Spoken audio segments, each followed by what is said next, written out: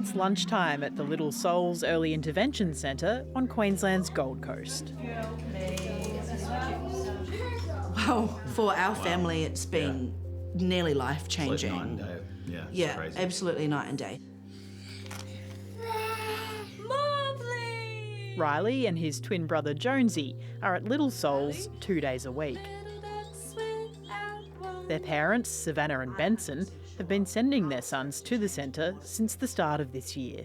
The boys, when they first came here, really needed intensive one-to-one support, therapy throughout the day, to even participate in something as simple as sitting down for a meal.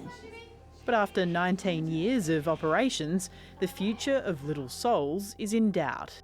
As an approved provider for NDIS and early intervention supports, working exactly with the cohort that Thriving Kids is aimed at, 2 to 6 years, children with autism, we have had no information.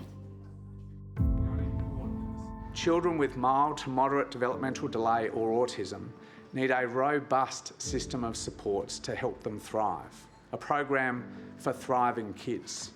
In 2023, the Health Minister, Mark Butler, announced that the Commonwealth, along with the states and territories, would set up a new program for children under 9.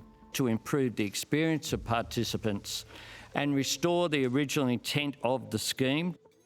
It would take kids with autism and developmental delay out of the National Disability Insurance Scheme, which successive governments have been warning is unsustainable and forecast to hit $56 billion this year. Thank you, Minister. Dr Frank Oberclade is a paediatrician and one of the architects of the new Thriving Kids program, which is meant to start in October. A major problem with the NDIS was that because it was so focused on diagnosis and deficits and what's wrong with the child, we'd better fix the child up. Parents weren't necessarily part of that equation. A key change under Thriving Kids is that care will be available without an autism diagnosis. Instead, doctors, childcare workers and teachers will be trained to identify developmental delay. Parents will be offered online courses and kids referred to group therapies in schools and childcare. Kids with higher needs will still have access to specialist services. It changes the language from diagnosis and what's wrong with a child to what sort of supports does this child and this family need at the present time. Another big difference between the NDIS and the new Thriving Kids model is how the money flows. Families with kids on NDIS plans for autism or early developmental delay can use their funding to pay for services they've chosen to meet their children's needs. Under Thriving Kids, state and territory governments will foot a larger share of the bill and directly fund service providers. But just 8 weeks from start date, there's one state holding out.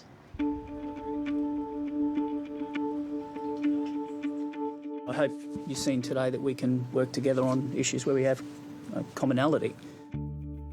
Since January, 5 of the 6 states and both territories have cut funding deals with the federal government.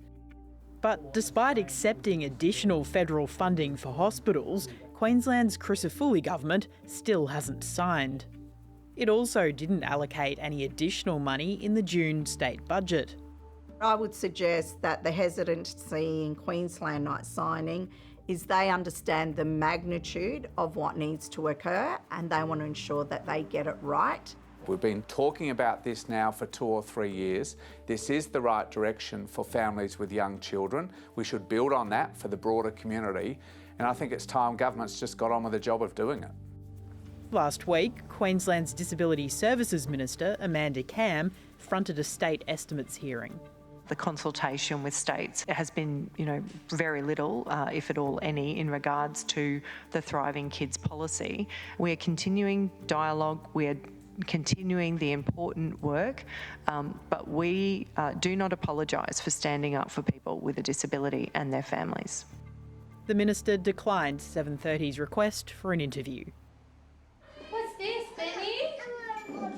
Robin Hawkins started Little Souls after her son Ben was diagnosed with autism. I realised that there was this therapy that was available to help children, but really nowhere was providing that. We've had over 200 children come through our doors, and we've celebrated everything big and small, from their very first sound to their very first hi mum or love you dad. Melissa Bedak in Brisbane is facing a similar dilemma. She started a play-based therapy program and is worried about the future of her business and her own children's access to supports. Oh, great catch. We're losing staff because there's just a massive amount of uncertainty whether there will be work. As a parent, I'm quite concerned. My children do access therapy at school. It's privately paid by myself, and their therapy is in the corridor outside the classroom.